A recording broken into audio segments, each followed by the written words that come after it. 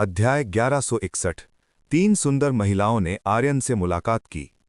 ईशानी, सुमित्रा और ऐश्वर्या ने तुरंत जेड लोटस शिखर छोड़ दिया। वे सभी चुपके से उस स्थान की ओर चल दीं जहां आर्यन था।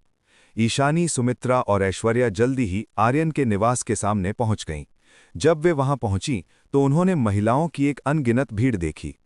इस जगह पर क्या हुआ है? ईशानी सोचने लगी कि यहाँ क्या चल रहा है। बाहरी अदालत की इतनी सारी महिलाएं इस जगह पर क्यों जमा हैं? विभिन्न प्रकार की महिलाएं, जिनमें सुंदर, आकर्षक, लुभावनी और प्यारी महिलाएं शामिल थीं, इस जगह पर पाई गईं। क्या आपको यकीन है कि आर्यन यही रहता है? ऐश्वर्या ने ईशानी से पूछा। वो जानना चाहती थी कि ये वही जगह है या नहीं। बेशक आर्यन यही रहता है, मैं पहले भी इस जगह पर उससे मिल चुकी हूँ, ईशानी ने कहा। ईशानी ऐसी बात में गलती नहीं कर सकती थी। चलो पहले पता लगाते हैं कि यहाँ क्या हुआ है। सुमित्रा ये जानना चाहती थी कि यहाँ क्या चल रहा है, ताकि उन्हें पूरी बात समझ आ सके। तुम बिल्कुल सही कह रही हो, हमें पता लगाना चाहिए कि यहाँ क्या हो रहा है। ईशानी तुरंत सुमित्रा की बात से सहमत हो गईं। वे तीनों तुरंत नीचे गईं और वहां मौजूद महिलाओं के पास पहुंची।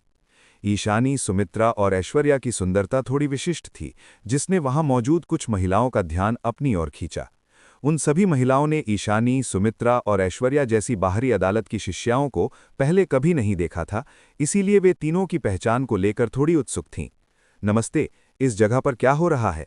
ईशानी ने तुरंत पूछा। वो जानना चाहती थी कि यहाँ क्या चल रहा है। हम सभी आर्यन के मालिश कौशल का अनुभव करने के लिए अपनी बारी का इंतजार कर रहे हैं, उस महिला ने ईशानी, सुमित्रा और ऐश्वर्या को बताया कि वे यहाँ क्या कर रही हैं। क्या? ईशानी ये सुनकर चौंक गई। उसे समझ नहीं आया कि उस महिला ने ऐसा क्यों कहा। मिस, क्या आप हमें और स्पष्ट रूप से बता सकती हैं? ऐश्वर्या ने पूछा। वो और अधिक विवरण जानना चाहती थीं।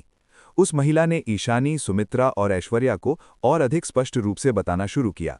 उसने असाधारण आर्यन के बारे में विस्तार से बताया। ईशानी, सुमित्रा और ऐश्वर्या ने एक दूसरे की ओर देखा। ये स्पष्ट था कि यहाँ की महिलाएं आर्यन की दीवानी थीं। जानकारी के लिए धन्यवाद, ऐश्वर्या ने उस महिला को धन्यवाद दिया। आपका स्वागत है, उस महिला ने सिर हिलाया। उसे इससे कोई समस्या नहीं थी। ईशानी, सुमित्रा और ऐश्वर्या तुरंत कतार में इंतजार कर रही महिलाओं की भीड़ से दूर चली गईं। वे क्या हो रहा है ये देखने के लिए एक कोने में खड़ी हो गईं। जैसा कि मैंने सोचा था, वो वास्तव में कई महिलाओं के साथ उलझ गया है। सुमित्रा ने ईशानी और ऐश्वर्या से कहा कि आर्यन फिर से नई लड़कियों के साथ उलझ गया है। महिलाओं की इतनी बड़ी संख्या के अलावा आर्यन इस मामले को कैसे संभालेगा? वो ऐसा ही है, इसलिए मुझे अब आश्चर्य नहीं होता, ऐश्वर्या ने यह देखकर कहा। वो पहले से ही इस मामले की आदी थीं। वो वास्तव में बहुत लापरवाह है, उसने ऐसा दुस्साहस भरा काम किया है। ईशानी भी इससे नाखुश दिखी। वो इस मामले से बहुत असंतुष्ट थीं। ये कहा जा सकता है कि ईशानी को जलन हो रही थी जब उसने महिलाओं को आर्यन के बारे में बात करते सुना। इसने उसे थोड़ा परेशान कर दिया। अब तक ईशानी ने मानसी के अलावा किसी को भी आर्यन के साथ अपने रिश्ते के बारे में नहीं बताया था। यही वजह थी कि ऐश्वर्या और सुमित्रा अभी भी इस बात से अनजान थीं कि ईशानी का आर्यन के साथ कोई रिश्ता है। चलो अंदर चलते हैं और देखते हैं कि वो क्या कर रहा है। सुमित्रा ने ईशानी और ऐश्वर्या को अंदर चलने के लिए कहा।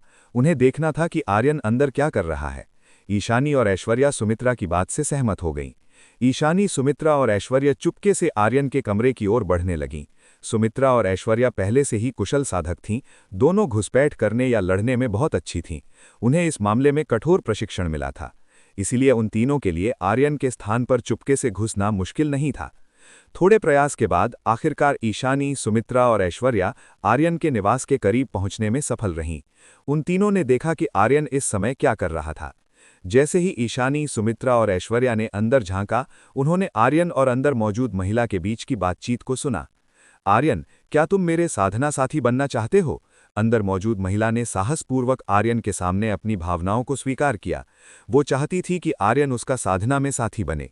वो महिला आर्यन से मजबूती से चिपक गई और अपने विकसित शरीर का उपयोग उसे लुभाने के लिए करने लगी। ये लोमड़ी, उसकी आर्यन को इस तरह छेड़ने की हिम्मत कैसे हुई? ईशानी ये देखकर थोड़ा नाखुश दिखी। वो महिला बहुत बहादुर थी, उसने बेशर्मी से आर्यन से ये बात कही थी। आर्यन ये देखकर मुस्कुराए बिना नहीं रह सका। उसे उन महिलाओं के बयानों की आदत हो गई थी जो उसकी ग्राहक बनी थीं। मिस, क्षमा करें, लेकिन मुझे इसे अस्वीकार करना होगा। मैं आपके साथ ऐसा नहीं कर सकता। कोमल शब्दों के साथ आर्यन वे अपने सामने मौजूद उस महिला को मना कर दिया।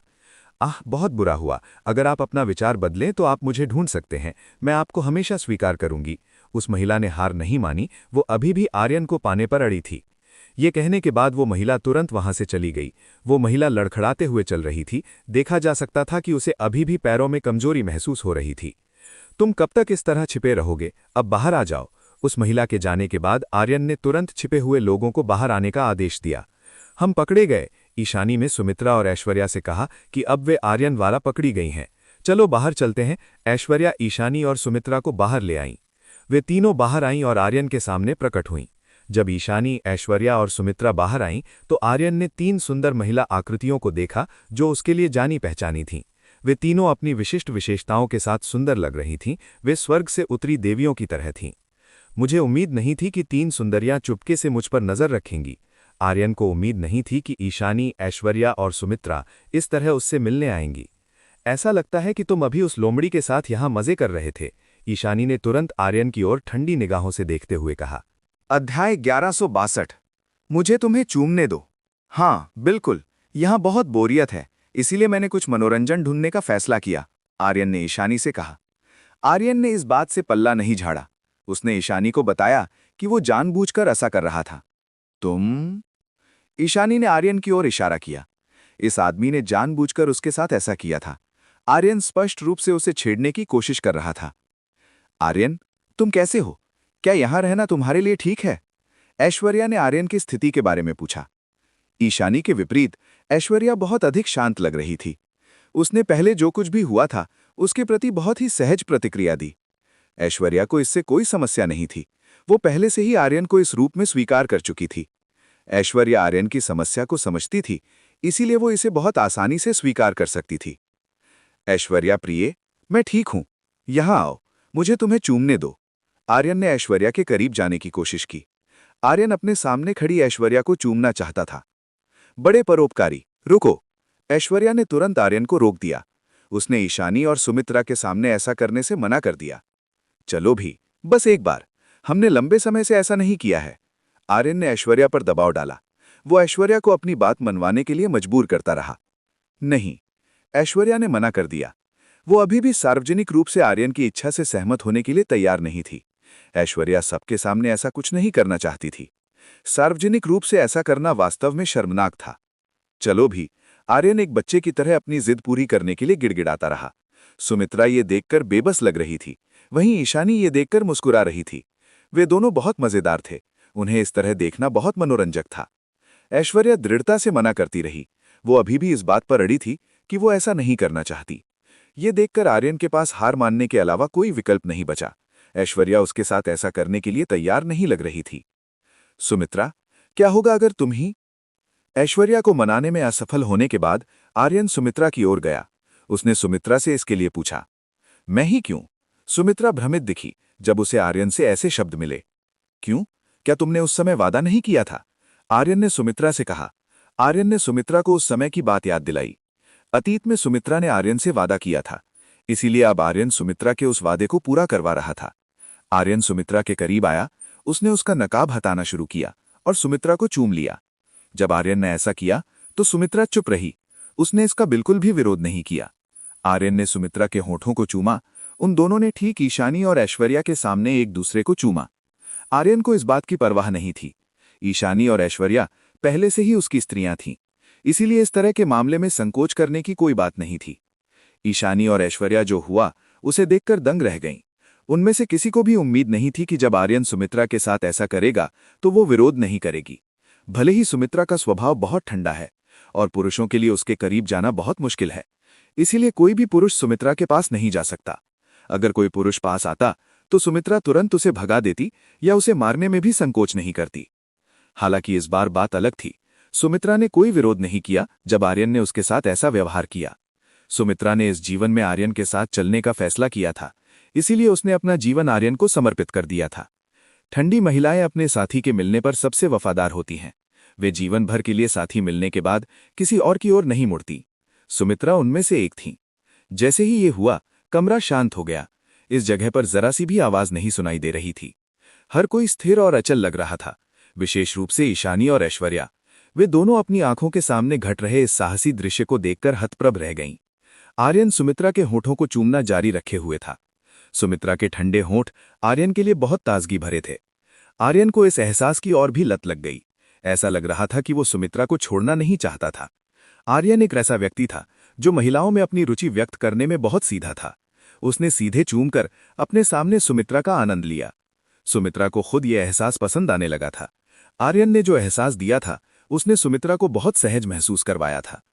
आर्यन और सुमित्रा ने कुछ मिनटों तक एक दूसरे को चूमा। दोनों ने जोश के साथ चुंबन किया। सुमित्रा जैसी ठंडी महिला भी आर्यन द्वारा उकसाने पर ऐसी हो सकती थी। काफी समय बाद ईशानी और ऐश्वर्या आखिरकार होश में आईं। उन दोनों ने तुरंत आर्यन और सुमित्रा को अलग करने की कोशिश की, जो ठीक उनके सामने एक दूसरे को चूम रहे थे। तुम दोनों रुको। ईशानी और ऐश्वर्या ने मिलकर काम किया। उन दोनों ने आर्यन और सुमित्रा को अलग किया, जो गोंद की तरह एक दूसरे से चिपके हुए थे। आर्यन फिलहाल सुमित्रा को छोड़ना नहीं रहा था।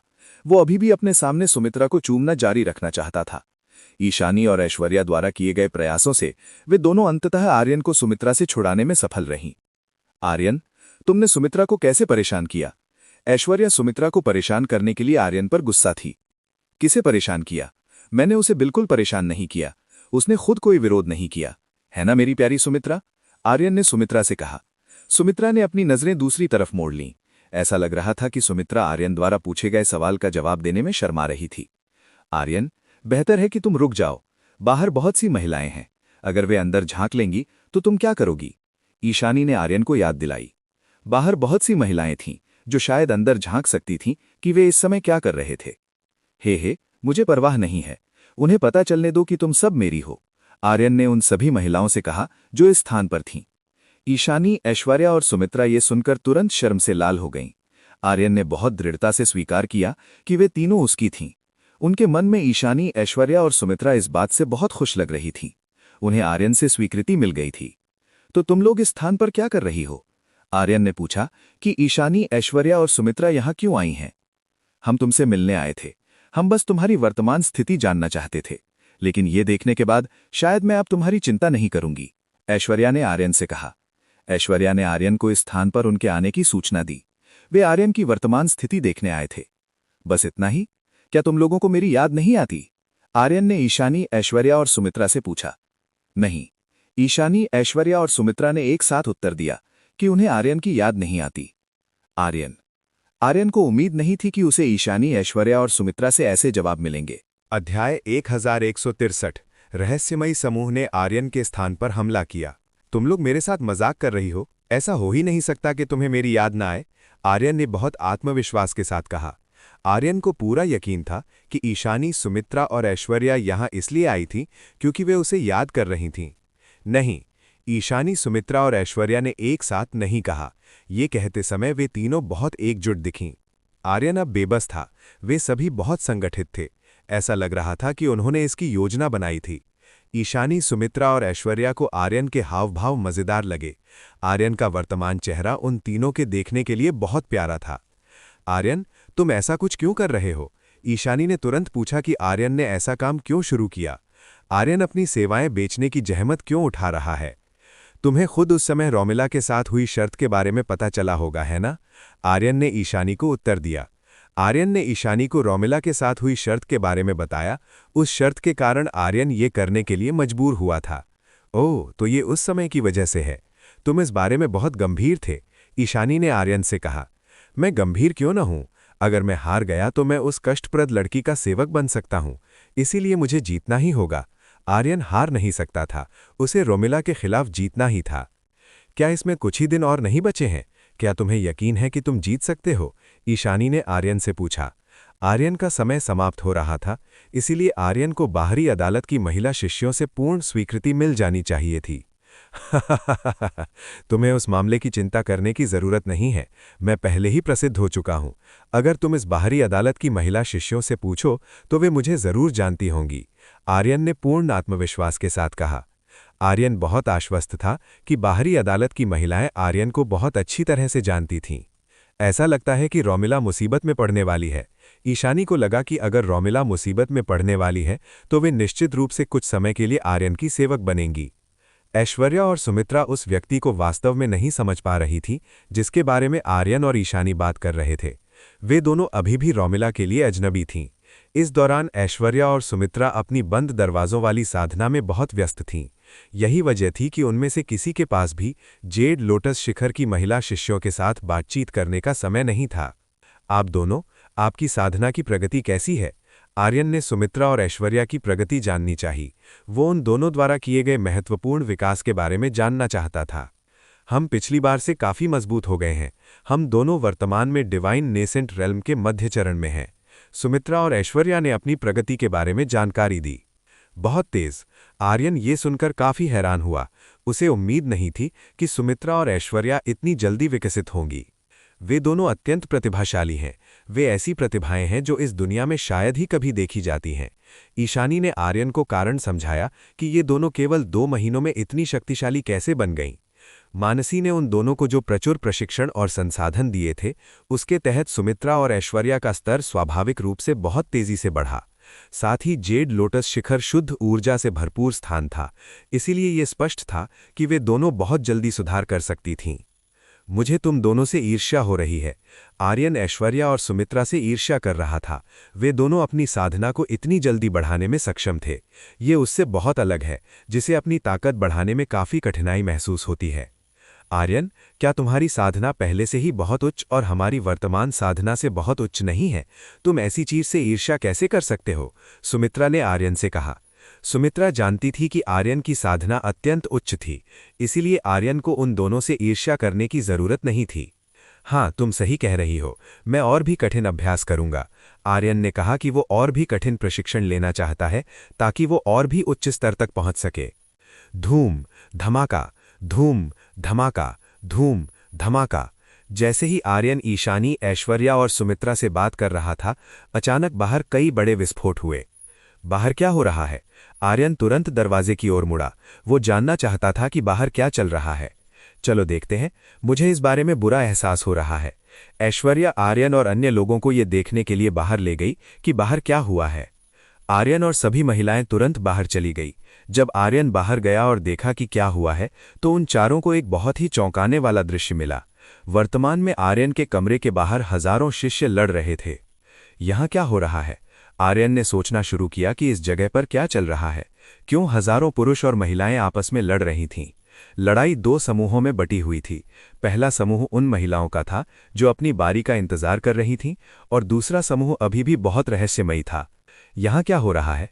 आर्यन ने तुरंत अपने सबसे करीब की एक महिला से पूछा कि इस जगह पर क्या हुआ। हमें नहीं पता कि क्या हुआ। ये लोग अचानक आए और हम पर हमला कर दिया। इस महिला ने आर्यन और अन्य लोगों को बताया कि ये लोग आए और उन सभी के साथ परेशानी खड़ी की।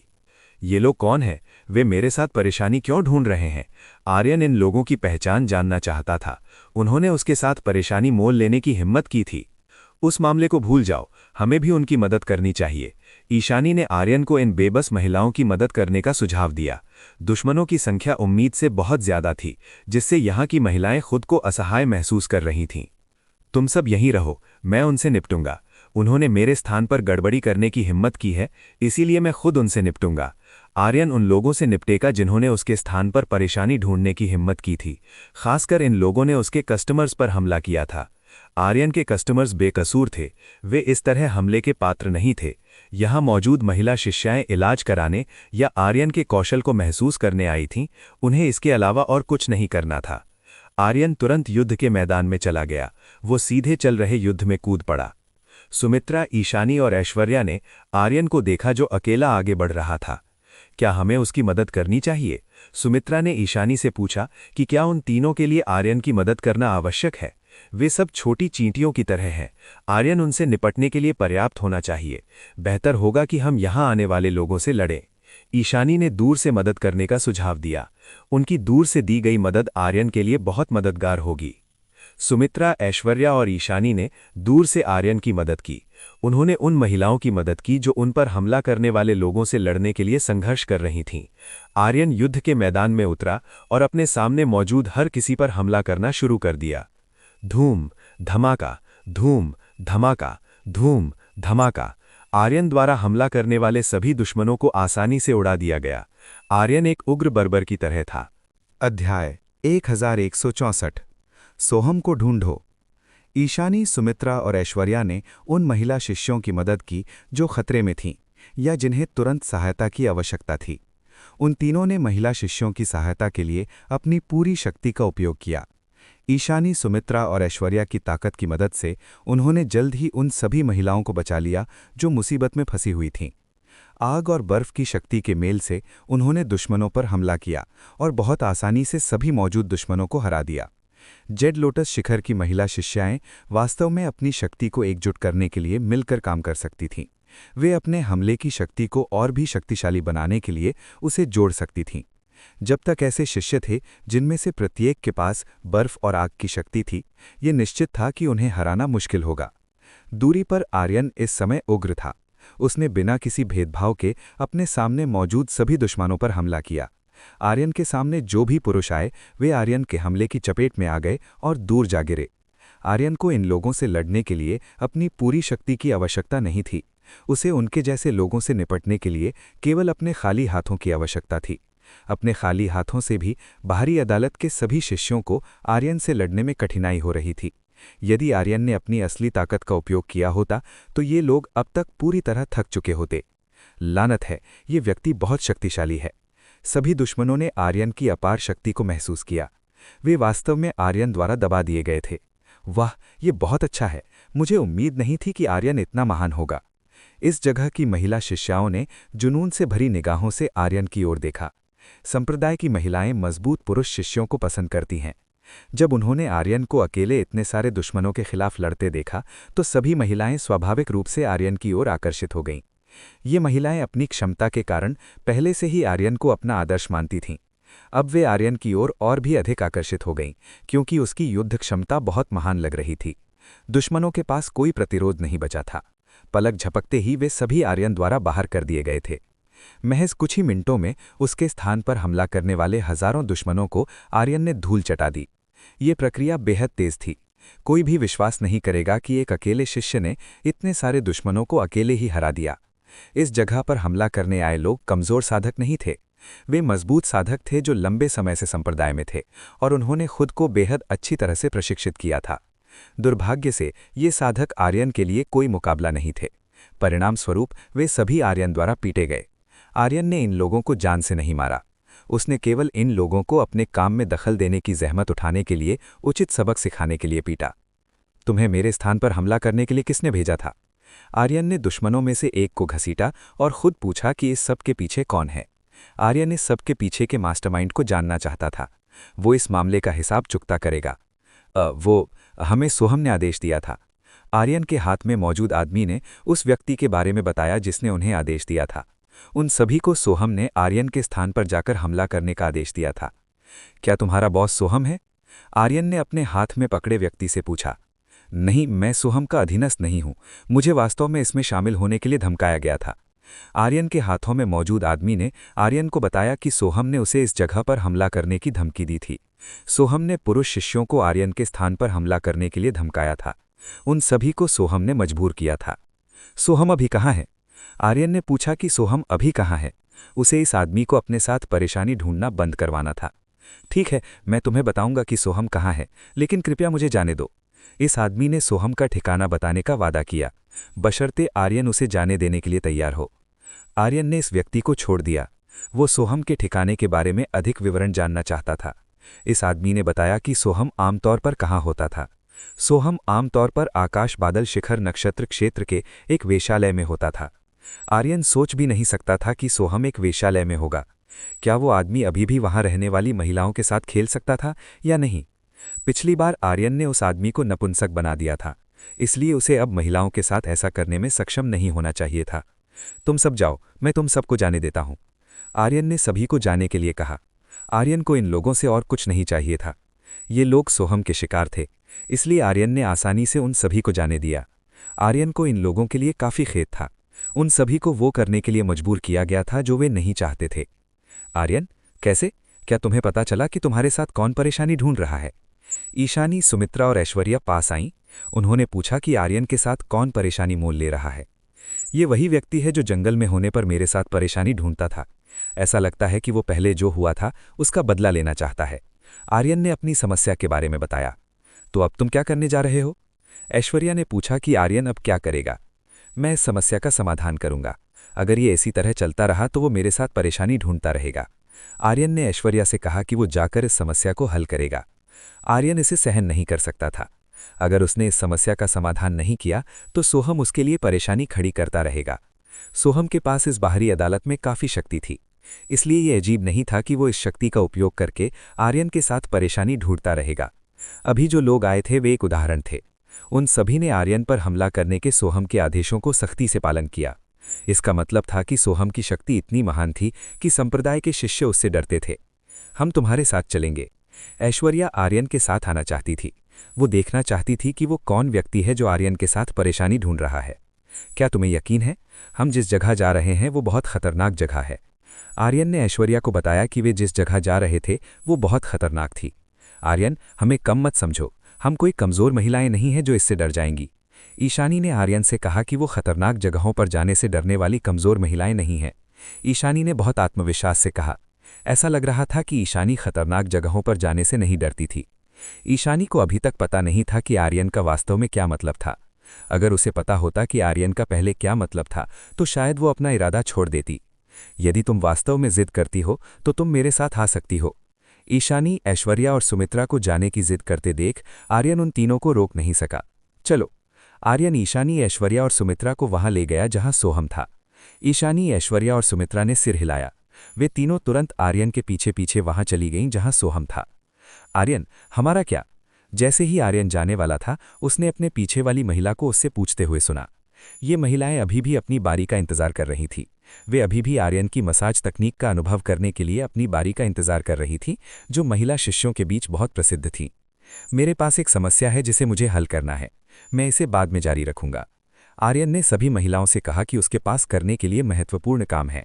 अध्याय 1165 वेश्यालय में परिचितों से मिलना। कृपया सावधान रहें, कहीं आपको चोट न लग जाए। ये महिलाएं आर्यन के लिए चिंतित थीं।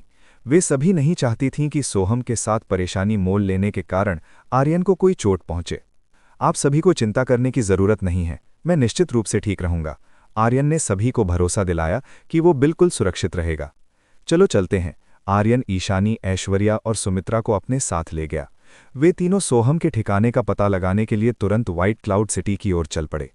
आर्यन इन तीनों सुंदरियों को उस वेश्यालय का पता लगाने के लिए ले गया जिसके बारे में उस आदमी ने उसे पहले बताया था। व्हाइट क्लाउड सिटी में केवल एक ही सबसे बड़ा वेश्यालय है जिसे आसमान से देखने पर पहचानना बहुत आसान था। शायद वहीं आर्यन ने ईशानी, ऐश्वर्या और सुमित्रा को व्हाइट क्लाउड सिटी के सबसे बड़े वेश्यालय की ओर इशारा करते हुए बताया। क्या वो एक वेश्यालय नहीं है? ईशानी ने आर्यन से पूछा। ईशानी को तुरंत एहसास हो गया कि आर्यन जिस स्थान की ओर इशारा कर रहा था वो व्हाइट क्लाउड सिटी का सबसे बड़ा वेश्यालय था। मुझे जो जानकारी मिली है उसके अनुसार वो व्यक्ति इसी स्थान पर है, इसलिए हम वहीं जाएंगे, आर्यन ने ईशानी से कहा। यही कारण था कि आर्यन नहीं चाहता था कि ईशानी, ऐश्वर्या और सुमित्रा उसके साथ आएं, क्योंकि उनका लक्ष्य उनके सामने मौजूद वेश्यालय के अंदर था। ईशानी, ऐश्वर्या और सुमित्रा ये सुनकर थोड़ा शर्मा गईं। उन्हें उम्मीद नहीं थी कि आर्यन ने जिस खतरनाक जगह की बात की थी वो एक वेश्यालय था। अगर उन्हें पता होता तो वे यहाँ नहीं आती। तो अब क्या विचार है? आप बाहर रहना चाहती हैं या मेरे साथ अंदर आना चाहती हैं? आर्यन ने पूछा कि क्या वे बाहर रुकना चाहती हैं या उसके साथ अंदर जाना चाहती हैं। हम तुम्हारे साथ ही अंदर चलेंगे, ऐश्वर्या ने कहा कि वो केवल आर्यन के साथ ही अंदर जाएगी। वेश्यालय के बाहर अकेले रुकना भी ठीक नहीं था। आखिर वेश्यालय के पास कई ऐसे पुरुष होते हैं जो उन्हें परेशान कर सकते थे, इसलिए उन कष्टप्रद लोगों से निपटने के बजाय आर्यन के साथ जाना बेहतर था। ईशानी, ऐश्वर्या और सुमित्रा को अभी भी साथ चलने की इच्छा रखते देख आर्यन तुरंत उन तीनों को अंदर ले गया। जैसे ही आर्यन अंदर गया उसका स्वागत वहां काम करने वाली महिलाओं ने बहुत गर्मजोशी से किया। आर्यन को तुरंत उन महिलाओं ने घेर लिया जो आर्यन के संसाधनों के लिए आपस में होड़ कर रही थीं और उसे लुभाने की कोशिश कर रही थीं। इस स्थान की महिलाएं अपनी आर्थिक जरूरतों के कारण इस तरह का काम करती थीं ताकि वे जीवित रह सकें। ये दुनिया एक कठोर जगह है और जीवित रहने के लिए उन्हें ये सब करना पड़ता था। ईशानी को ये सब देखना पसंद नहीं आया। उसने उन महिलाओं को डराने के लिए अपनी शक्तियों का उपयोग किया। आर्यन के साथ दोहरी साधना करने के बाद ईशानी की साधना काफी बढ़ गई थी, इसलिए वो उन सभी महिलाओं को आसानी से डरा सकती थीं जो आर्यन को लुभाने की कोशिश कर रही थीं। वेश्यालय की सभी महिलाएं ईशानी से डर गईं। उन्होंने ईशानी की अपार शक्ति को महसूस किया। ईशानी, उन्हें मत डराओ, आर्यन ने ईशानी से कहा कि वो इस जगह की महिलाओं को परेशान न करे। ठीक है, ईशानी ने सिर हिलाया और उसने उन महिलाओं को डराना बंद कर दिया। क्या तुम मुझे सोहम का पता बता सकती हो? अगर तुम मुझे ये बता सको तो मैं तुम्हें एक छोटा इनाम दूंगा। आर्यन ने एक गहन क्रिस्टल निकाला। उसे देखते ही वहां मौजूद महिलाओं की आंखें चमक उठीं। बेशक हम आपको उसका पता बता सकते हैं, एक महिला ने कहा कि वे आर्यन को बता सकती हैं कि सोहम कहाँ है। आर्यन ये सुनकर खुश हुआ। यहाँ की महिलाओं से जानकारी प्राप्त करना काफी आसान था। आर्यन को केवल एक गहन क्रिस्टल निकालने की जरूरत थी और उन्होंने तुरंत उसे सोहम के बारे में जानकारी दे दी। जल्द ही आर्यन को पता चल गया कि सोहम कहाँ है। सोहम वास्तव में इसी स्थान पर था और वर्तमान में वो वेश्यालय की सबसे ऊपरी मंजिल पर प्रदर्शन का आनंद ले रहा था। एक स्पष्ट लक्ष्य मिलने के बाद आर्यन तुरंत सोहम को ढूंढने निकल पड़ा। आर्यन ने रास्ता दिखाने और अपनी खोज को आसान बनाने के लिए उन महिलाओं में से एक को काम पर रखना नहीं भूला। वो महिला खुशी खुशी आर्यन का मार्गदर्शन करने लगी। वो आर्यन, ईशानी, ऐश्वर्या और सुमित्रा को सबसे ऊपरी मंजिल पर ले गई। जैसे जैसे आर्यन और अन्य लोग ऊपर जा रहे थे, उन्होंने बहुत ही आकर्षक और कामुक दिखने वाली विभिन्न महिलाओं को देखा जो पुरुषों को अपना शिकार बनाने के लिए अपने आकर्षण का उपयोग कर रही थीं। आर्यन ने गौर किया कि जैसे जैसे मंजिल ऊपर बढ़ती जा रही थी, महिलाएं और भी सुंदर और आकर्षक होती जा रही थीं। ऐसा लग रहा था कि हर मंजिल का अपना एक स्तर था। मंजिल जितनी ऊंची होती, वहां की सुंदरियां उतनी ही मनमोहक होतीं। इसका मतलब था कि सबसे ऊपरी मंजिल इस वेश्यालय की सबसे अच्छी और सुंदर महिलाओं वाली मंजिल होगी। लगता है उसकी पसंद भी अच्छी है। आर्यन को उम्मीद नहीं थी कि सोहम की पसंद इतनी अच्छी होगी कि वो इस वेश्यालय की सबसे सुंदर महिला को पसंद करता था। दुर्भाग्य से अब सोहम पहले की तरह इस सुंदर महिला का आनंद दिल खोलकर नहीं ले सकता। वो अब ऐसा कुछ भी नहीं कर पाएगा क्योंकि उसके मन में सुंदर देवी यामिनी के प्रति बुरे विचार थे। जल्द ही आर्यन, ईशानी, ऐश्वर्या और सुमित्रा सबसे ऊपरी मंजिल पर पहुंचे। इस मंजिल पर बहुत सारे अमीर लोग यहाँ की महिलाओं के साथ मौज मस्ती कर रहे थे। जैसा कि आर्यन ने उम्मीद की थी, ऊपर की महिलाएं इस वेश्यालय की सबसे बेहतरीन महिलाएं थीं। उनका शरीर और आकर्षण किसी भी पुरुष को अपने जाल में फंसा सकता था। वे ऐसी लोमड़ियां थीं जो पुरुषों के कमजोर होने पर उन्हें खा जाती थीं।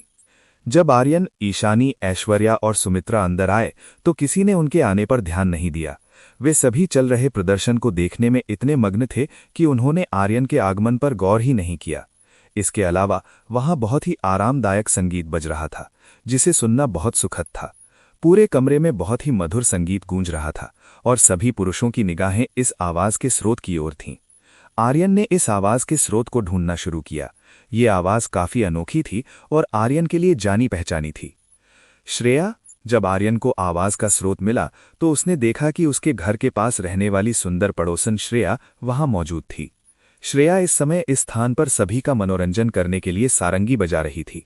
इस बार श्रेया ने बहुत सुंदर कपड़े पहने थे और वो इन कपड़ों में बेहद खूबसूरत लग रही थी।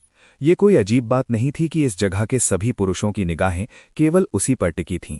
श्रेया की सुंदरता ऊपरी मंजिल की अन्य महिलाओं की तुलना में एक अलग ही स्तर पर थी। वो यहाँ की महिलाओं से कहीं ज्यादा आकर्षक लग रही थी। आर्यन, क्या तुम उसे जानते हो? ऐश्वर्या ने पूछा कि क्या आर्यन सारंगी बजाने वाली महिला को जानता है? वो पड़ोसन है जो व्हाइट क्लाउड सिटी में मेरे द्वारा खरीदे गए घर के पास रहती है। आर्यन ने स्पष्ट किया कि वो मंच पर प्रदर्शन करने वाली महिला को जानता है। कोई आश्चर्य नहीं कि तुम उसे देखकर इतने हैरान दिखे। ऐश्वर्या का अंदाजा सही था कि आर्यन इस सुंदर महिला को जानता था। अध्याय 1166 संपत। तुम? वो इस जगह पर क्या कर रही है? आर्यन ने तुरंत अपने सामने मौजूद महिला से श्रेया के यहाँ काम करने के बारे में पूछा। ओह, आपका मतलब उससे है? वो इस जगह पर काम करती है। वो पूरे शहर के पुरुषों के बीच बहुत लोकप्रिय है। कई पुरुष उसे अपनी पत्नी या उपपत्नी बनाने की कोशिश कर रहे हैं। उसने आर्यन को श्रेया के यहाँ होने का कारण बताया। मुझे उम्मीद नहीं थी कि वो ऐसी जगह पर काम करेगी। आर्यन को अभी भी विश्वास नहीं हो रहा था कि श्रेया इस तरह की जगह पर काम कर सकती है। आर्यन ने मूल रूप से सोचा था कि श्रेया एक उच्च वर्ग के कुलीन परिवार से आने वाली महिला थी। उसने उम्मीद नहीं की थी कि श्रेया यहाँ काम करेगी। आर्यन इस मामले को ज्यादा तूल नहीं दे सकता था। आखिरकार ये श्रेया द्वारा चुना गया रास्ता था। चलो आगे बढ़ते हैं। आर्यन, ईशानी, ऐश्वर्या और सुमित्रा को साथ लेकर सोहम को ढूंढने निकल पड़ा, जो इसी स्थान पर था। सोहम इसी जगह के आसपास होना चाहिए था, इसलिए आर्यन के लिए उसे ढूंढना मुश्किल नहीं था। थोड़ी देर बाद श्रेया ने आखिरकार अपनी सारंगी बजाना बंद कर दिया। उसने अपना सिर झुकाया और वहां मौजूद सभी मेहमानों का अभिवादन किया। पूरे हॉल में तालियों की गूंज सुनाई दी। सभी मेहमान श्रेया द्वारा किए गए प्रदर्शन से बहुत खुश थे। कुमारी श्रेया, आओ मेरा साथ दो। कुमारी श्रेया, आज रात मेरे साथ चलो। कुमारी श्रेया, मैं तुम्हें एक उपहार दूंगा। एक एक करके वहां मौजूद पुरुषों ने श्रेया को आमंत्रित करना शुरू कर दिया। वे कुछ पल के लिए ही सही श्रेया के साथ रहना चाहते थे। मास्टर, मेरी पहले से ही एक नियुक्ति है, इसलिए मैं आप सभी के साथ नहीं रह सकती। श्रेया ने उन पुरुषों के निमंत्रण को विनम्रतापूर्वक अस्वीकार कर दिया जो उसके साथ जाना चाहते थे। श्रेया इन पुरुषों का उद्देश्य अच्छी तरह जानती थी। वे स्पष्ट रूप से उसके शानदार शरीर और सुंदरता को चाहते थे। श्रेया काफी सुंदर थी, इसलिए इस शहर के कई पुरुष उसके प्यार में थे। ये कोई असामान्य बात नहीं थी कि कोई उसे सिर्फ थोड़ा समय बिताने के लिए बहुत बड़ा उपहार भी दे देता था। आर्यन? जब श्रेया ने दूरी पर देखा तो उसे आर्यन की आकृति दिखाई दी, जो कुछ सुंदर महिलाओं के साथ था जिन्होंने बहुत साधारण कपड़े पहने थे। ये महिलाएं काफी सुंदर हैं। वे इस जगह के पुरुषों का ध्यान बहुत आसानी से खींच सकती हैं। यदि सभी पुरुषों का ध्यान श्रेया पर ना होता तो निश्चित रूप से वे सभी ईशानी, ऐश्वर्या और सुमित्रा को देख रहे होते जो आर्यन के आसपास थीं। वो ऐसी जगह पर क्या कर रहा है? और वो अपने साथ 3 सुंदरियां भी लाया है। श्रेया अपने मन में सोचने लगी कि आर्यन यहाँ क्या कर रहा है। श्रेया को आर्यन की तारीफ करनी पड़ी कि वो अपने साथ 3 असाधारण सुंदरियां लाया था। इस आदमी की महिलाओं के मामले में किस्मत श्रेया की उम्मीद से कहीं ज्यादा थी। श्रेया खुद हैरान थी जब उसने देखा कि आर्यन की लया जैसी बेहद खूबसूरत पत्नी है। अब उसे फिर से आर्यन के पास 3 सुंदर महिलाएं दिखाई दीं। मैं जानना चाहती हूं कि वो क्या कर रहा है, इसीलिए श्रेया ये पता लगाना चाहती थी।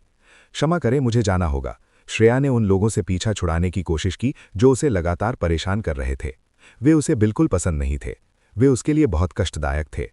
आर्यन ईशानी, ऐश्वर्या और सुमित्रा के साथ सोहम के ठिकाने की तलाश करने लगा। अपनी याददाश्त के सहारे आर्यन ने अंततः सोहम को ढूंढ लिया। सोहम इस समय अपने आसपास कई महिलाओं के साथ था। देखा जा सकता था कि सोहम यहाँ की महिलाओं के साथ मौज मस्ती कर रहा था। सोहम के आसपास कुछ मजबूत दिखने वाले लोग भी थे जो शायद सोहम के करीबी परिचित थे। उनके द्वारा पहने गए कपड़ों से वे आंतरिक अदालत के शिष्य लग रहे थे। वे सोहम से काफी अधिक शक्तिशाली थे। ये व्यक्ति अभी भी वैसा ही है। आर्यन ने महसूस किया कि सोहम पहले जैसा ही था। वो अभी भी महिलाओं को खिलौना समझता था जिसके साथ वो अपनी मर्जी से व्यवहार कर सकता था। आर्यन सोहम के करीब आया और उसने तुरंत सोहम के सामने रखी मेज पर लात मार दी। सोहम जो हुआ उससे स्तब्ध रह गया। वो इसके लिए तैयार नहीं था। हरामी, तुम क्या कर रहे हो? सोहम आर्यन पर दहाड़ा। वो अपनी बातों में दखल देने के लिए आर्यन पर आग बबूला था। हा, पुरुष होने की क्षमता खो देने के बाद भी तुम अभी भी अहंकारी हो। आर्यन ने इतनी तेज आवाज में कहा कि इस जगह पर मौजूद हर कोई सुन सके। वहां मौजूद सभी लोगों ने तुरंत आर्यन की ओर देखा। वे सभी जानना चाहते थे कि आर्यन इस समय किस बारे में बात कर रहा था। सोहम का चेहरा काला पड़ गया। आर्यन को देखकर सोहम गुस्से से भर गया था।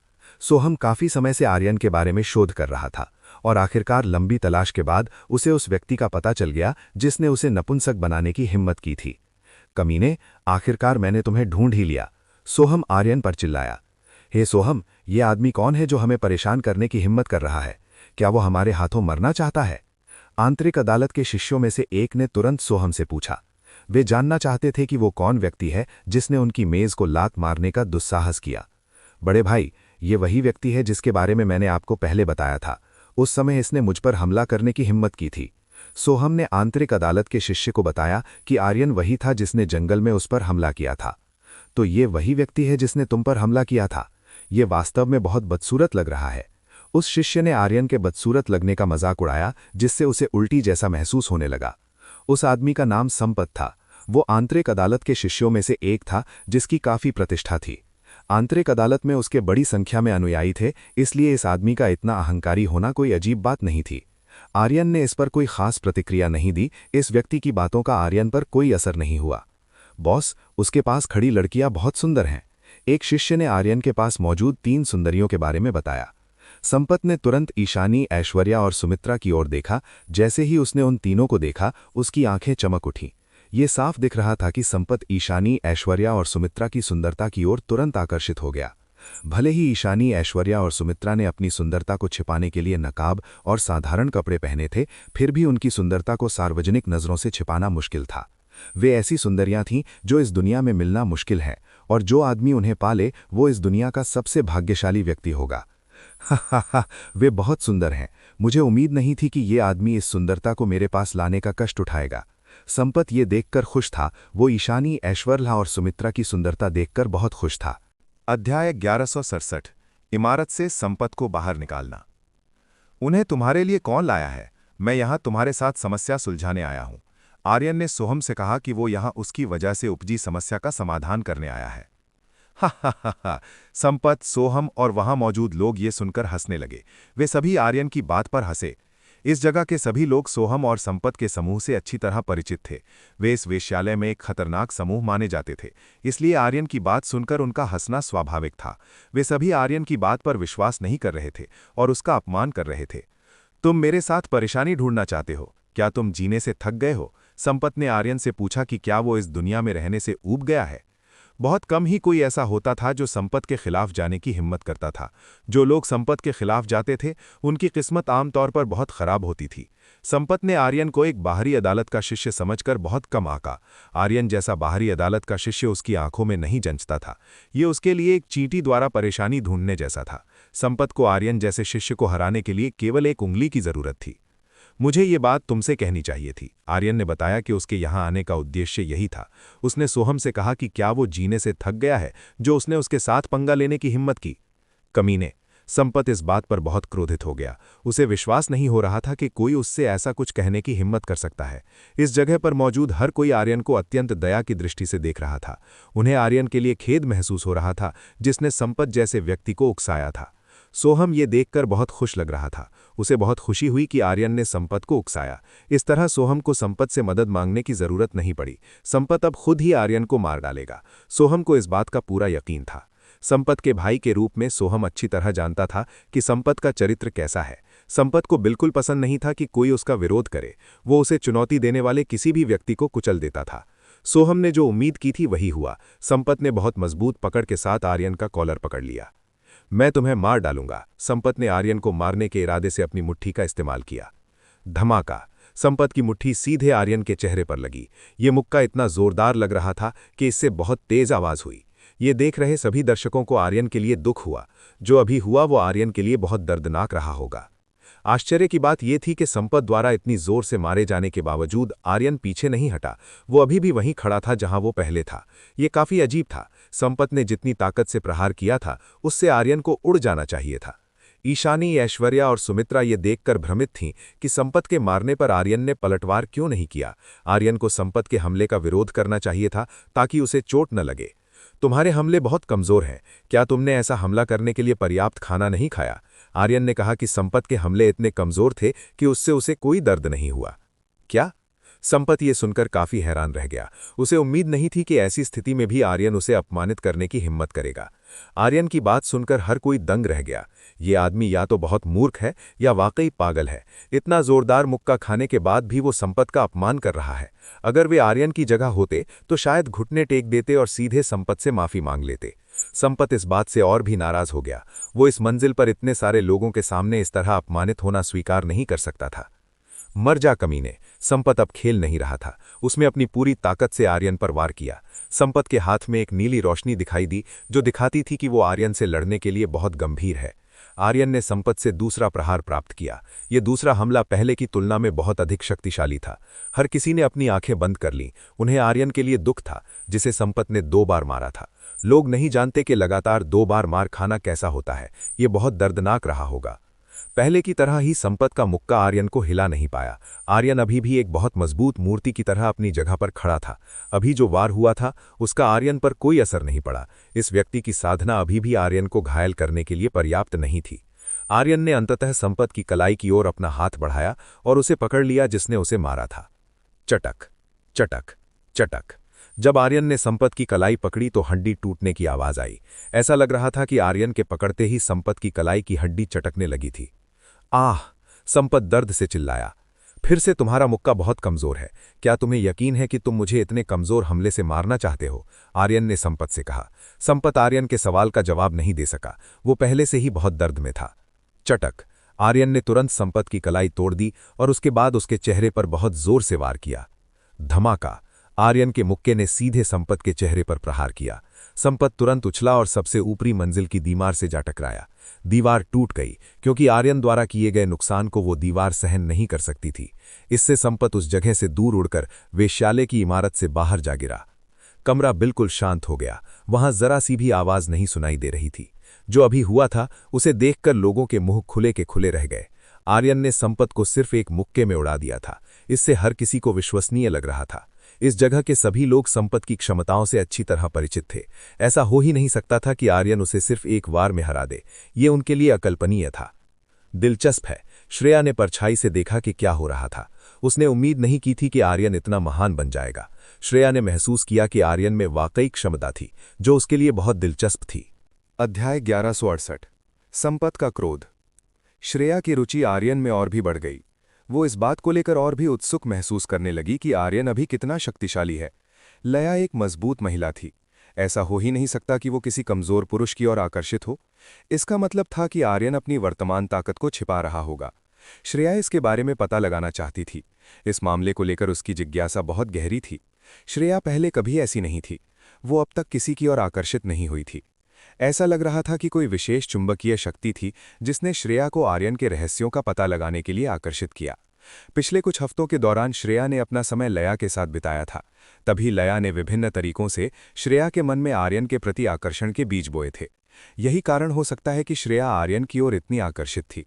वो लया द्वारा दी गई बातों के प्रभाव में थी। जब वो लया के साथ होती थी तो श्रेया हमेशा आर्यन के बारे में अच्छी बातें सुनती थी, जिससे उसकी दिलचस्पी बढ़ती ही गई। बातचीत का एक अच्छा विषय आपको उस चीज में दिलचस्पी दिला सकता है जिसे आप नहीं चाहते थे, और इसी ने श्रेया को आर्यन के प्रति बहुत उत्सुक बना दिया। कमीने, तुम्हारी हिम्मत कैसे हुई मेरे बॉस पर हमला करने की? संपत के आदमी आखिरकार हरकत में आए। उन्होंने तुरंत आर्यन पर हमला कर दिया जो उनके सामने था। आर्यन ने अपना हाथ लहराया और जैसे ही उसने हाथ घुमाया वे सभी लोग वैश्यालय से बाहर उड़ गए। वे सभी संपत के पीछे पीछे गए जिसे पहले आर्यन ने उड़ा दिया था। अब इस जगह पर केवल सोहम अकेला बचा था और उसकी मदद के लिए कोई दोस्त नहीं था। इस मंजिल पर मौजूद लोग आर्यन से और भी हैरान थे। वे नहीं जानते थे कि उनके सामने का दृश्य केवल एक भ्रम था या वास्तविकता। ये अभी भी अधिकांश लोगों के लिए स्वीकार करना बहुत कठिन था। लोगों ने आर्यन की पहचान पर संदेह करना शुरू कर दिया।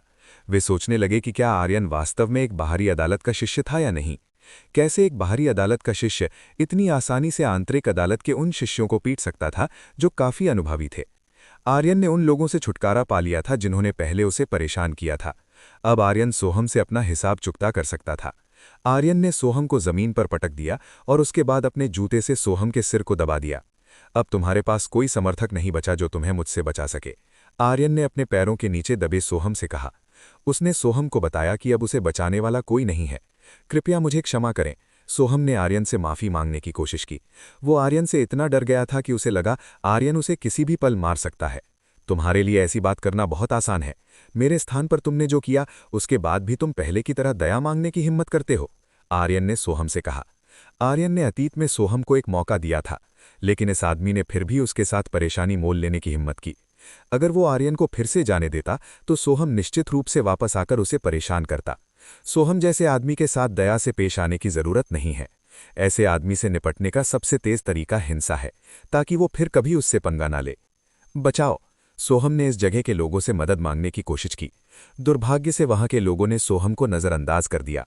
वे वर्तमान मामले में हस्तक्षेप नहीं करना चाहते थे। हर कोई आर्यन से बहुत डरा हुआ लग रहा था। संपत और उसके आदमियों को कुछ ही कदमों में बाहर कर देने की आर्यन की क्षमता देखने के बाद अब कोई भी उसे कम आंकने की हिम्मत नहीं कर रहा था। आर्यन ने अपनी क्षमताओं को इतनी अच्छी तरह से छिपाया था कि उसके दुश्मनों ने उसे कम आंका और आज उनकी ये हालत हुई। आह! सोहम दर्द से चिल्लाता रहा। दर्द और भी गंभीर होता जा रहा था। आर्यन द्वारा लगाया गया बल बढ़ता जा रहा था और सोहम का चक्कर आने लगा था। सोहम की चीखें इस जगह पर गूंज रही थीं, लेकिन अब तक कोई भी उसकी मदद करने को तैयार नहीं था। तो बताओ, क्या आप तुम्हें अपनी औकात पता चली? आर्यन ने अपने पैरों के नीचे दबे सोहम से कहा। पूर्वज, कृपया मुझे बख्श दें। अगर आप मेरे साथ ऐसा करते रहे तो मैं मर जाऊंगा। सोहम ने आर्यन से विनती की। वो रोने लगा और रहम की भीख मांगने लगा। अत्यंत अहंकारी सोहम इस तरह के रूप में बदल गया था। ये इस जगह के अधिकांश लोगों के लिए स्वीकार करना कठिन था। ये लोग नहीं जानते कि सोहम वर्तमान में कितने भयानक कष्ट से गुजर रहा है। सोहम को लगा कि आर्यन एक राक्षस है। वो वास्तव में उसकी सोच से कहीं अधिक क्रूर था। सोहम को समझ नहीं आ रहा था कि आर्यन की ताकत कहाँ से आई। आर्यन बहुत मजबूत और असामान्य था। वो एक ऐसे दानव की तरह था जिसके पास बहुत शक्तिशाली शक्ति थी। हरामी, तुम्हारी मुझे इस तरह मारने की हिम्मत कैसे हुई? जब आर्यन सोहम को प्रताड़ित कर रहा था, संपत अचानक फटे तड़े कपड़ों में फिर से इस जगह पर फिर से प्रकट हुआ। देखा जा सकता था कि वो आर्यन के हमले से घायल हो गया था। ओह, तो तुम अभी भी उस हमले के बाद खड़े हो सकते हो? मुझे लगा तुम मर गए होगे, आर्यन ने संपत से कहा, जो अभी अभी वापस आया था। ये सुनकर संपत का चेहरा गुस्से से फड़कने लगा। उसे विश्वास नहीं हो रहा था कि आर्यन उसे इस तरह अपमानित करेगा। संपत बहुत क्रोधित है। वो आज तक कभी इतना क्रोधित नहीं हुआ था। संपत इंटरेक अदालत में एक सम्मानित व्यक्ति था। किसी ने भी उसका अपमान करने या अनादर करने की हिम्मत नहीं की थी। आर्यन पहला व्यक्ति था जिसने उसके प्रति इस तरह का व्यवहार करने का दुस्साहस किया। तुम नीच बाहरी अदालत के शिष्य, ये युवा मास्टर तुम्हें तुम्हारे किए की सजा देगा। संपत आर्यन पर दहाड़ा। वो आर्यन को उसके किए का भुगतान करवाने जा रहा था। आप सभी जल्दी से इस व्यक्ति से लड़ने में मेरी मदद करें, अन्यथा आप सभी गंभीर मुसीबत में पड़ जाएंगे। संपत ने इस जगह के सभी लोगों को आर्यन से निपटने में उसकी मदद करने का आदेश दिया, अन्यथा उन्हें संपत से गंभीर परेशानी झेलनी पड़ती। अध्याय 1169 आर्यन बनाम संपत। संपत ने सभी को आर्यन को हराने में मदद करने का आदेश दिया था। ये व्यक्ति इतना अहंकारी था कि वो इस स्थान पर मौजूद हर किसी पर शासन करना चाहता था। संपत ने उन लोगों को आर्यन के खिलाफ धमकी दी कि यदि उन्होंने उसकी मदद नहीं की तो संपत उन सभी के लिए चीजें मुश्किल कर देगा। ये सुनकर हर कोई अवाक रह गया। उन्हें समझ नहीं आ रहा था कि इस समय क्या करना चाहिए, संपत के आदेशों का पालन करना चाहिए या नहीं। हर कोई आर्यन की ताकत पहले ही देख चुका था। आर्यन की शक्ति काफी महान थी, इसलिए उनके जीतने की संभावना तय करना कठिन था। हा, देखो, कोई तुम्हारी मदद नहीं करना चाहता, वे सभी तुम्हारी मदद करने से डरते हैं, आर्यन ने अपने सामने मौजूद संपत से कहा। आर्यन को यह मामला बहुत ही हास्यास्पद लगा। संपत ऐसा कहते हुए बेहद मजाकिया लग रहा था। संपत इस बात से बहुत चिढ़ गया। इस जगह के लोग आर्यन के खिलाफ उसकी मदद करने को तैयार नहीं लग रहे थे, जो संपत के लिए बहुत कष्टप्रद था। तुम लोग ऐसे क्यों हो? क्या तुम्हें डर नहीं लगता कि अगर मैं तुम्हारे साथ मुसीबत खड़ी करूं तो? मैं इस बारे में अपने दादाजी को बताऊंगा। ये देखते हुए कि हर कोई अभी भी उसकी मदद करने को तैयार नहीं है, संपत ने इस जगह के सभी लोगों को डराने के लिए अपने दादाजी की शक्ति का उपयोग करने का फैसला किया। जब संपत ने अपने दादाजी के बारे में बात की तो इस जगह के सभी लोगों के चेहरे पर डर साफ दिखने लगा। जब संपत ने कहा कि वो उन सभी से निपटने के लिए अपने दादाजी की शक्ति का उपयोग करेगा तो हर कोई बहुत डरा हुआ लगा। ठीक है, हम तुम्हारी मदद करेंगे, लेकिन तुम्हें हमें इस आदमी के बगल में मौजूद महिलाओं का आनंद लेने देना होगा। सबने आर्यन से निपटने में संपत की मदद करने का वादा किया। उन्होंने संपत की मदद करने के लिए शर्तें रखीं। वे सभी आर्यन के बगल में मौजूद महिलाओं को चाहते थे। ये तुम्हारे निर्भर है। संपत को इस मामले की परवाह नहीं थी। वर्तमान में संपत के मन में केवल आर्यन को मारने की इच्छा थी। आर्यन के बगल में मौजूद सुंदर महिलाओं के मामले में संपत को अब कोई परवाह नहीं थी। ये बहुत अजीब है। जब संपत ने अपनी पहली धमकी दी तो कोई मदद नहीं करना चाहता था, लेकिन जब संपत ने अपनी दूसरी धमकी दी तो ऐसा लगा कि हर कोई उसकी मदद करना चाहता है। संपत के दादाजी की वास्तव में क्या पहचान है? क्यों हर कोई इस बात से इतना डरा हुआ लग रहा था? इस जगह का हर कोई आर्यन से ज्यादा संपत के दादाजी से डरता था। उन्हें परवाह नहीं थी कि आर्यन मजबूत है। आर्यन की ताकत निश्चित रूप से संपत के दादाजी के बराबर नहीं थी। इस जगह के सभी लोग उठ खड़े हुए। उन सब ने आर्यन की ओर देखना शुरू कर दिया, जो इस कमरे के बीच में था। बड़े भाई, मुझे जल्दी बचाओ, सोहम ने संपत से खुद को बचाने के लिए कहा। वो अब इसे और सहन नहीं कर सकता था। तुम बस चुप रहो, मैं इसे तुम्हारे लिए अभी मार डालूंगा। संपत ने सोहम से वहीं रहने को कहा और बताया कि जल्द ही वो आर्यन को मार डालेगा। तो तुम मुझे मारना चाहते हो? कितना दिलचस्प है। मैं तुम सबको इस दुनिया में पैदा होने पर पछतावा करवाऊंगा, आर्यन ने इस जगह के सभी लोगों से कहा। अब जबकि इस जगह का हर कोई उसका दुश्मन बन गया था, आर्यन को अब किसी के खिलाफ रुकने की जरूरत नहीं थी।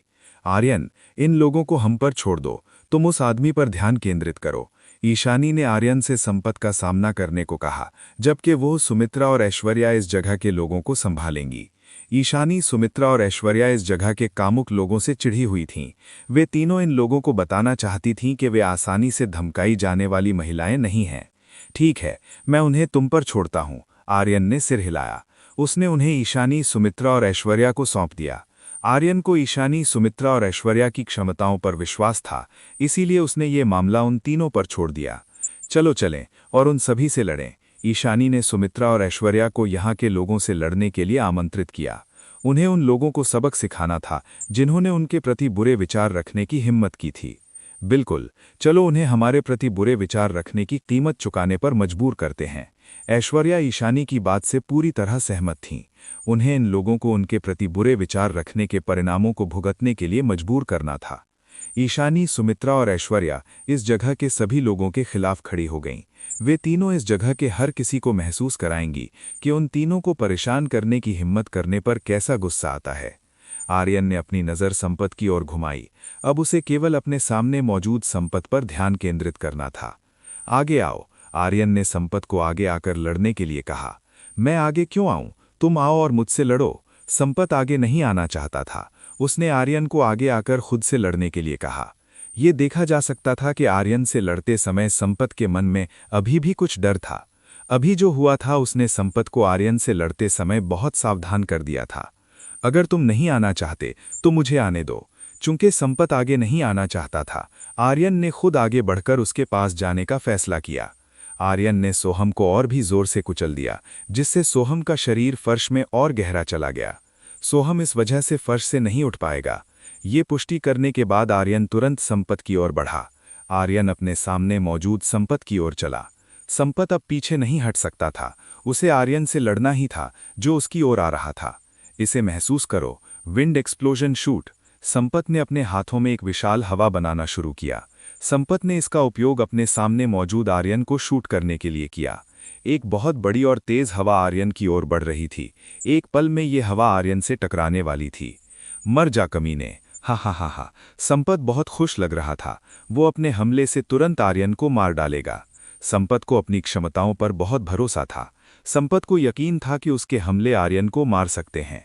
आर्यन ने अपना हाथ आगे बढ़ाया। जब आर्यन ने अपना हाथ आगे बढ़ाया तो विंड एक्सप्लोजन शूट बीच हवा में ही रुक गया। क्या? ये संपत को स्तब्ध कर देता है। संपत को समझ नहीं आ रहा था कि अभी क्या हुआ। उसके हमले इस तरह कैसे रुक सकते हैं? आर्यन ने अपना हाथ उठाया। जब आर्यन ने ऐसा किया तो उसके सामने विंड एक्सप्लोजन शूट भी ऊपर उठने लगा। देखा गया कि संपत का हमला आर्यन का बहुत ही आज्ञाकारी बन गया था। संपत अपनी आंखों के सामने जो हो रहा था उसे देखकर दंग रह गया। उसे अपनी आंखों के सामने हो रही बात पर विश्वास नहीं हो रहा था। उसके द्वारा शुरू किए गए हमलों को आर्यन के द्वारा नियंत्रित किया जा रहा था। ये कुछ ऐसा था जिसे संपत के तर्क के लिए स्वीकार करना बहुत कठिन था। ऋषि देव की शक्ति को समझना वास्तव में साधारण लोगों के लिए कठिन है। वे दूसरों की शक्ति को नियंत्रित करने की ऋषि देव की क्षमता पर विश्वास नहीं कर पाएंगे। अध्याय 1170 गोपाल का आगमन। आर्यन के हाथों में पहुंचते ही विंड एक्सप्लोजन शूट बड़ा और बड़ा होता गया। वो बढ़ता गया और विशाल हो गया। वो अपने मूल आकार से कई गुना अधिक बड़ा था। आर्यन ने पहले ही विंड एक्सप्लोजन शूट में अपनी शक्ति जोड़ दी थी। यही कारण था कि ये हमला पहले की तुलना में बहुत अधिक शक्तिशाली होने वाला था। तो ये तुम्हारा हमला है, थोड़ा कमज़ोर और बहुत अच्छा नहीं। लो, मैं इसे तुम्हें वापस लौटाता हूँ। आर्यन ने अपने हाथ में मौजूद हमले को उसके मालिक की ओर वापस फेंक दिया। विंड एक्सप्लोजन शूट संपत की ओर तेजी से बढ़ा। उसने संपत के शरीर को निशाना बनाया जो ठीक उसके सामने था। नहीं नहीं नहीं नहीं। संपत तुरंत भागा। उसने अपने ही हमले से बचने की कोशिश की। हालांकि संपत को थोड़ी देर हो चुकी थी।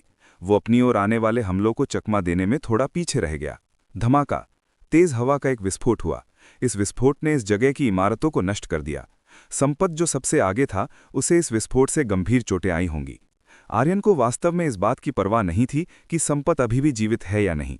इस व्यक्ति का मामला अब उसका काम नहीं था। दूसरी ओर ईशानी, सुमित्रा और ऐश्वर्या इस जगह के लोगों के खिलाफ लड़ रही थी। 1000 कमल ज्वाला, 1000 कमल बर्फ, 1000 कमल बर्फ।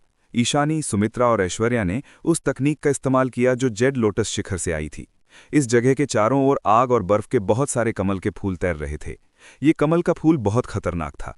अगर इसे छुआ जाए तो ये तुरंत फट जाता। ये एक क्षेत्र हमला, एरिया अटैक है, जो बड़ी संख्या में दुश्मनों से लड़ने के लिए बहुत उपयुक्त है। हमलों को बहुत खतरनाक चीज में जोड़ा भी जा सकता है। ईशानी पहले से ही 1000 अग्निकमल के फूल बना सकती थी, जबकि सुमित्रा और ऐश्वर्या केवल 500 के आसपास ही बना सकती थी। सुमित्रा और ऐश्वर्या दोनों अभी शुरुआती स्तर पर थीं, इसलिए ये अभी भी सहनीय था। वे 500 कमल के फूल बनाने के लिए पहले से ही काफ़ी अच्छी थीं। उनके छोटे साधना आधार के साथ ये पहले से ही बहुत अच्छा था। आगे बढ़ो, ईशानी, सुमित्रा और ऐश्वर्या ने तुरंत वहां मौजूद कमल के फूलों को अपने सामने वाले दुश्मन पर हमला करने के लिए प्रेरित किया। 2000 आग और बर्फ के कमल के फूल उनके आसपास के दुश्मनों की ओर बढ़े। बम बम बम बम बम। विस्फोट के बाद विस्फोट हुए। अस्तित्व में मौजूद सभी कमल के फूलों ने इस जगह के दुश्मनों पर प्रहार किया। चूंकि कमल के फूल में आग और बर्फ के तत्व थे, इसलिए इसने उन तीनों द्वारा किए गए हमलों के प्रभाव को बहुत अधिक नुकसान पहुंचाया। यहां ईशानी हमलावर थी, जबकि सुमित्रा और ऐश्वर्या ईशानी को समर्थन करने वाली सहायक यानी सपोर्ट के रूप में कार्य कर रही थीं। ईशानी ने अपनी उच्च शक्ति के साथ इस जगह के सभी दुश्मनों को आसानी से पंगु बना दिया।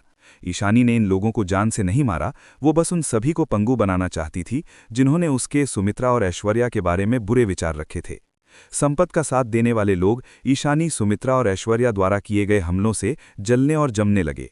उनके पास हमले का कोई प्रतिरोध नहीं था।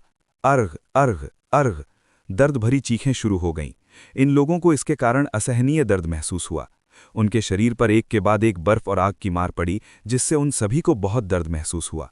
महज कुछ ही मिनटों में इस मंजिल पर मौजूद दर्जनों लोगों को ईशानी, सुमित्रा और ऐश्वर्या ने बाहर कर दिया था। ये हो गया, इस तरह वे हमारे प्रति बुरे विचार रखने की हिम्मत नहीं करेंगे। ईशानी इससे बहुत संतुष्ट थी। इस तरह अब उन सभी के मन में ईशानी, सुमित्रा और ऐश्वर्या के लिए बुरे विचार नहीं रहेंगे। लगता है आर्यन का काम भी वहां खत्म हो गया है। सुमित्रा ने आर्यन की ओर देखा। आर्यन भी संपत से निपट चुका था। वे सभी शक्तिशाली लग रहे हैं। दूरी पर श्रेया ने चल रही लड़ाई को देखा। उसने आर्यन, ईशानी, सुमित्रा और ऐश्वर्या की शक्ति का विश्लेषण करना शुरू कर दिया।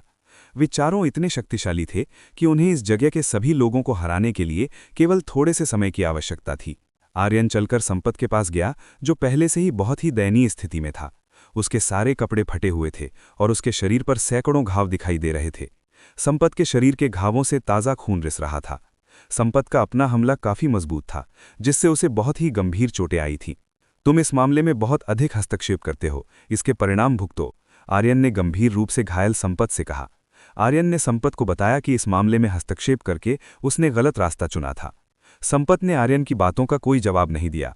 उसके शरीर के दर्द ने उसे बोलने में असमर्थ बना दिया था। अगर वर्तमान संपत बोल पाता तो निश्चित रूप से वो जो हुआ उसके लिए आर्यन को फटकारता और अपमानित करता। संपत अपने जीवन में कभी स्थिति में नहीं रहा था। ये पहली बार था जब वो इस हालत में पहुंचा था। संपत आशा कर रहा था कि स्थिति में कोई उसकी मदद करेगा। कमीने, तुम क्या कर रहे हो? जब संपत एक निराशाजनक स्थिति में था, तभी अचानक कोई आया। ये व्यक्ति आया और उसने संपत के पास मौजूद आर्यन पर हमला कर दिया। आर्यन अचानक हुए हमले के लिए तैयार नहीं था।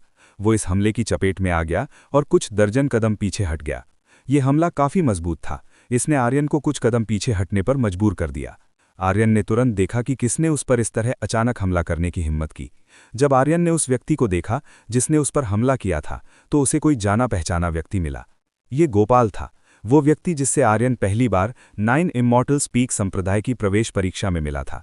सोचा कि आर्यन इस परेशान करने वाले आदमी से दूसरी बार फिर मिलेगा।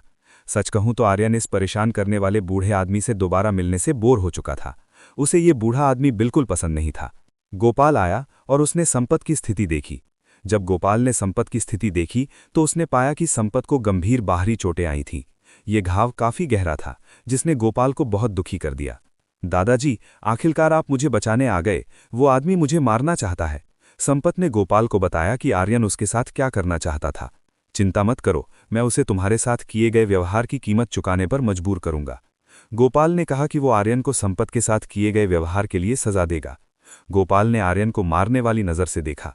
देखा जा सकता था कि संपत के साथ जो हुआ उससे वो आर्यन पर आग बबूला था। छोकरे, तुम्हारी मेरे पोते पर हमला करने की हिम्मत कैसे हुई? क्या तुम मरना चाहते हो? गोपाल आर्यन पर दहाड़ा। वो आर्यन पर बहुत क्रोधित लग रहा था, जिसने संपत पर हमला करने का दुस्साहस किया था।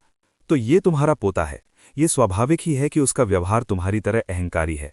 यही परिणाम होता है यदि आप उन लोगों के सामने अहंकार दिखाते हैं जिन्हें आप नाराज नहीं कर सकते, आर्यन ने अपने सामने खड़े गोपाल से कहा।